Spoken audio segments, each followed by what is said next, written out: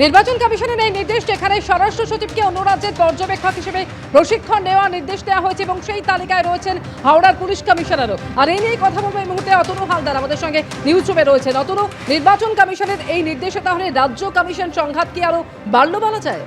দেখো, এটা বলার অপেক্ষা রাখে না। রাজ্যের সঙ্গে নির্বাচন কমিশনের সংঘাত প্রায় চরমে পৌঁছালো বলা যায়। তার কারণ তুমি বুঝতেই পারছো যে এই ভিন রাজ্যের অফিসারদেরকে নিয়ে এসে এই রাজ্যে অবজারভার হিসাবে, মাইক্রো অবজারভার হিসাবে নিয়োগ করা, সেটা নিয়ে এর আগেই রাজ্যের তরফ থেকে প্রতিবাদ জানানো হয়েছে। স্বয়ং মুখ্যমন্ত্রী বলেছেন যে এইভাবে বাইরের রাজ্য থেকে অফিসারদের নিয়ে এসে এই রাজ্যে অবজারভার হিসাবে নিয়োগ করা হচ্ছে। তো সেটা তো একটা দিক ছিল, কিন্তু এবারে যেটা হলো সেটা দেখতে পাচ্ছি আমরা যে নির্বাচন কমিশনের তরফ থেকে বলা হচ্ছে যে চারবার রাজ্যের কাছ থেকে অফিসার চেয়ে নোটিশ দেওয়া হয়েছিল, কিন্তু রাজ্যের তরফ থেকে কোনো অফিসারের তালিকা দেওয়া হয়নি। তাই শেষ পর্যন্ত তারাই আইএএস এবং আইপিএস অফিসার মিলিয়ে 25 জন অফিসারের তালিকা বের করেছেন, যে যাদেরকে প্রথমে প্রশিক্ষণ দেওয়া হবে এবং তারপর প্রশিক্ষণ শেষে তাদেরকে ভিন রাজ্যে অবজারভারের কাজে পাঠানো হবে।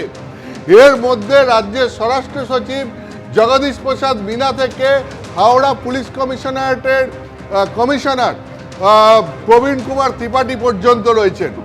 এখন যে রাজ্য এর আগে নির্বাচন কমিশনের অনুরোধ সত্ত্বেও নামের তালিকা পাঠায়নি, সেই রাজ্যের অফিসারকে রাজ্যের অনুমোদন ছাড়া যদি ট্রেনিংয়ে পাঠিয়ে দেওয়া হয় এবং তাদেরকে নির্বাচন কমিশন বলে যে তাদেরকে তারা ভিন রাজ্যে পাঠিয়ে দেবে অবজারভারের কাজে, ফলে রাজ্যের তরফ থেকে যে তীব্র প্রতিক্রিয়া আসবে সেটা আমরা সূত্র মারফত ইতিমধ্যেই জানতে পারছি।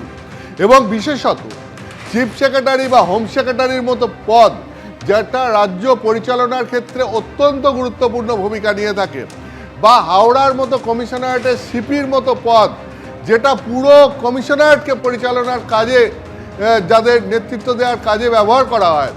তো এই ধরনের পদ, কমিশনার অফ পুলিশ হাওড়া কমিশনারেটের, রাজ্যের স্বরাষ্ট্র সচিব, তো এরা পুলিশ অ্যাডমিনিস্ট্রেশনের এমন এমন কাজের সঙ্গে যুক্ত থাকেন যে এদের কোনো বিকল্প হয় না।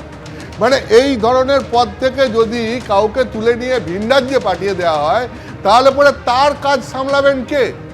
ইতিমধ্যেই রাজ্যের বিভিন্ন মহল থেকে প্রশ্ন উঠতে শুরু করেছে যে এই সাধারণত এমন ধরনের অফিসারদেরকে নির্বাচন কমিশনের তরফ থেকে বাছাই করা হয় যে ধরনের অফিসারদেরকে কিছুদিনের জন্য তুলে নিলে পুলিশ বা প্রশাসনিক ব্যবস্থা পরিচালনার ক্ষেত্রে রাজ্যের খুব একটা অসুবিধা হবে না। কিন্তু যদি একবারে শীর্ষ পদের স্বরাষ্ট্র সচিব বা কোনো কমিশনারেটের পুলিশ কমিশনারকে তুলে নিয়ে অন্য রাজ্যে পাঠিয়ে দেওয়া হয়, সেক্ষেত্রে কাজ পরিচালনার ক্ষেত্রে সমস্যা হতে পারে। ফলে এক্ষেত্রে রাজ্যের প্রতিবাদ যে আরও তীব্র হবে এটা বোঝাই যাচ্ছে। অন্যদিকে আবার আর একটা অংশের বক্তব্য হচ্ছে যে রাজ্যের উচিত ছিল আগেই তালিকা দেওয়া, কারণ নির্বাচন কমিশন বিভিন্ন রাজ্য থেকে অফিসারদের নিয়ে তারা বিভিন্ন রাজ্যে পাঠান। ফলে নির্বাচন কমিশনের সঙ্গে এই ধরনের সংঘাতে না গিয়ে কোঅর্ডিনেশনে যাওয়াটাই ঠিক ছিল। তো সেই ক্ষেত্রে রাজ্য যদি আগে থেকেই যেত, রাজ্য যদি নিজে থেকেই নামের তালিকা পাঠাতো, তাহলে পরে একবারে এরকম গুরুত্বপূর্ণ শীর্ষ পদের অফিসারদেরকে নির্বাচন কমিশন নিতে পারতো না। এটাও আর একটা অংশের মত। এখন এই দুই মত, এখন এটাই শেষ পর্যন্ত দেখার যে এই লড়াই কোথায় গিয়ে দাঁড়ায়, এই সংঘাত কোথায় গিয়ে দাঁড়ায়। রাজ্য আদৌ নির্বাচন কমিশনের দাবি মেনে, আবেদন মেনে এই অফিসারদেরকে আদৌ ট্রেনিংয়ে যাওয়ার অনুমতি দেয় কিনা, কিংবা নির্বাচন কমিশনের কাজে অন্য রাজ্যে যাওয়ার তাদের অনুমতি দেয় কিনা। কারণ রাজ্যের অনুমতি এক্ষেত্রে একটা গুরুত্বপূর্ণ ব্যাপার। ফলে এই ইস্যুকে কেন্দ্র করে রাজ্য এবং নির্বাচন কমিশনের সংঘাত আরও তীব্র হতে চলেছে, এটা বোঝাই যাচ্ছে। 2 তারিখ দিল্লিতে নির্বাচন কমিশনার জ্ঞানেশ কুমারের সঙ্গে রাজ্যের মুখ্যমন্ত্রী মমতা বন্দ্যোপাধ্যায়ের বৈঠক হওয়ার কথা আছে। তার আগে এটা নতুন করে আর একটা সংঘাতের জানলা খুলে গেল বলে অনেকেই মনে করছেন।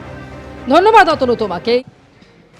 আবার আপনাদের বলবো, তারিখটা 2রা ফেব্রুয়ারি দিল্লিতে নির্বাচন কমিশন এবং মুখ্যমন্ত্রীর মধ্যে বৈঠক হতে পারে। 2রা ফেব্রুয়ারি মুখ্যমন্ত্রীকে সময় দিয়েছে নির্বাচন কমিশন এই এসআইআর সংঘাতের আবহে কমিশনকে কমিশনে যাচ্ছেন খোদ মুখ্যমন্ত্রী, এবং ওই দিন 15 জনকে নিয়ে 15 জনের একটা টিম নিয়ে যেতে পারবেন মুখ্যমন্ত্রী। কমিশন সূত্রে জানা যাচ্ছে বিকেল 4টের সময় 2রা ফেব্রুয়ারি এই সাক্ষাতের জন্য সময় দিয়েছেন, মুখ্যমন্ত্রীকে সময় দিয়েছে জাতীয় নির্বাচন কমিশন। অত্যন্ত ইঙ্গিতপূর্ণ যে এখন পর্যন্ত এসআইআর নিয়ে একগুচ্ছ অভিযোগ তুলে অন্তত 5টি চিঠি মুখ্যমন্ত্রী মমতা বন্দ্যোপাধ্যায় মুখ্য নির্বাচন কমিশনার জ্ঞানেশ কুমারকে পাঠিয়েছেন। এবং এই রকম একটা পরিস্থিতিতে এবার 2রা ফেব্রুয়ারি বৈঠক হতে চলেছে মুখ্যমন্ত্রী এবং দেশের মুখ্য নির্বাচন কমিশনারের সঙ্গে। সরাসরি আরো আপডেটের জন্য কথা বলবো রুমা পালের সঙ্গে। রুমা, দেখো, দুদিন আগে কিন্তু মুখ্যমন্ত্রী মমতা বন্দ্যোপাধ্যায় ঘনিষ্ঠ মহলে বলেছিলেন যে এতজন মানুষ মারা যাচ্ছেন, সেক্ষেত্রে কিন্তু নিজেই তিনি দিল্লিতে যাবেন এবং সেই ইঙ্গিত তিনি দিয়েছিলেন। সেই মর্মে কিন্তু জানিয়ে রাখি যে নির্বাচন কমিশন থেকে সময় দেওয়া হয়েছে 2রা ফেব্রুয়ারি বিকেল 4টে। সেখানে তৃণমূল চেয়ারপারসনকে কিন্তু সময় দেওয়া হয়েছে এবং তিনি 15 জনকে নিয়ে যেতে পারবেন এই বৈঠকে। মুখ্য নির্বাচন কমিশনার জ্ঞানেশ কুমারের সঙ্গে এই বৈঠক হবে মুখ্যমন্ত্রী মমতা বন্দ্যোপাধ্যায়। অন্যদিকে জানিয়ে রাখি, অবশ্যই এটা 2রা ফেব্রুয়ারি বিকেল 4টের সময় দেওয়া হয়েছে। এসআইআর প্রক্রিয়ায় যে প্রতিনিয়ত যে হয়রানির শিকার হচ্ছেন সাধারণ মানুষ, বারবারই কিন্তু এই প্রশ্ন তোলা হয়েছিল। শুধু তাই নয়, শুধু হয়রানির সঙ্গে সঙ্গে নয়, একাধিকবার দেখেছি আমরা সিও দপ্তরে কিন্তু তৃণমূল কংগ্রেসের তরফ থেকে যারা প্রতিনিধি দল এসেছিলেন তারাও কিন্তু তারা অভিযোগ করেছিলেন। মাইক্রো অবজারভার থেকে শুরু করে একাধিক তাদের অভিযোগ ছিল, সেই অভিযোগও কিন্তু সিও দপ্তরে জমা পড়েছিল এবং সিও দপ্তর থেকে সেটা ইসিতে পাঠানো হয়েছিল। তারপরে দেখা যায় যে মুখ্যমন্ত্রী মমতা বন্দ্যোপাধ্যায় নিজেই বলেন যে তিনি নিজে দিল্লিতে যাবেন এবং সেক্ষেত্রে অবশ্যই নির্বাচন কমিশন থেকে যে তথ্য যে পাওয়া যাচ্ছে সেটা 2রা ফেব্রুয়ারি বিকেল 4টের সময় দেওয়া হয়েছে। তখনই কিন্তু মুখ্য নির্বাচন কমিশনার এবং মমতা বন্দ্যোপাধ্যায়ের বৈঠক হওয়ার কথা। অবশ্যই 15 জন নিয়ে যেতে পারবেন তৃণমূল চেয়ারপারসন, অবশ্যই এই বৈঠকে নিয়ে যেতে পারবেন এমনটাও জানা যাচ্ছে। তবে এই বৈঠকের অবশ্যই নির্ভর করছে মুখ্যমন্ত্রী মমতা বন্দ্যোপাধ্যায়ের উপর, তিনি এই বৈঠকে যাবেন কিনা সেটা অবশ্যই তিনি বলবেন। তবে এটা ঠিক নির্বাচন কমিশন থেকে এটা কিন্তু সময়সীমা দেওয়া হয়েছে, সেটা হচ্ছে 2রা ফেব্রুয়ারি বিকেল 4টে। এবং দুদিন আগেই যেটা মুখ্যমন্ত্রী মমতা বন্দ্যোপাধ্যায় নিজেই কিন্তু ইঙ্গিত দিয়েছিলেন তিনি নিজে দিল্লিতে যাবেন, কেন এত মানুষ মারা যাচ্ছেন, এত হয়রানির শিকার হচ্ছেন, সেই কারণে তিনি দিল্লিতে যাবেন এবং মুখোমুখি কিন্তু কথা বলবেন। সেক্ষেত্রে দেখা যাচ্ছে এই মুখোমুখি যে বৈঠক সেটা অবশ্যই 2রা ফেব্রুয়ারি হওয়ার কথা বিকেল 4টের সময়। সেক্ষেত্রে দেখো, চিঠির কথা উল্লেখ করছিলে, চিঠি কিন্তু একাধিকবার দেওয়া হয়েছে। মুখ্যমন্ত্রী মমতা বন্দ্যোপাধ্যায় দিয়েছেন, জ্ঞানেশ কুমারকে চিঠি দিয়েছেন একাধিকবার, কিন্তু শুধুমাত্র হয়রানির কথা নয়, একাধিকবার বিভিন্ন ইস্যুতে তিনি চিঠি দিয়েছেন। এসআইআর প্রক্রিয়া যেভাবে চলছে এবং যেভাবে কিন্তু সাধারণ মানুষের হয়রানি হচ্ছে, তার সঙ্গে সঙ্গে এটাও ঠিক যে এই এসআইআর প্রক্রিয়ায় বিএলও থেকে শুরু করে মাইক্রো অবজারভার থেকে শুরু করে একাধিক প্রক্রিয়া নিয়ে কিন্তু তিনি প্রশ্ন তুলেছিলেন। সেই প্রশ্নর কিন্তু তিনি যেমন চিঠিতে দিয়েছিলেন, সেই চিঠি অবশ্যই মুখ্য নির্বাচন কমিশনার সেখানে গেছে। নির্বাচন কমিশনারকে অন্তত 5টা চিঠি দিয়েছেন। শুধু নয়, এসআইআর প্রক্রিয়া এখনই স্থগিত করে দেওয়া উচিত, এই দাবি পর্যন্ত মুখ্যমন্ত্রী তুলেছিলেন। এখন এই 2 তারিখের বৈঠকে কি হয়, মুখ্যমন্ত্রী কি বলবেন, নিঃসন্দেহে সেদিকে নজর থাকবে। আপাতত রুমা, তোমায় ধন্যবাদ। এবিপি আনন্দ, এগিয়ে থাকে, এগিয়ে রাখে।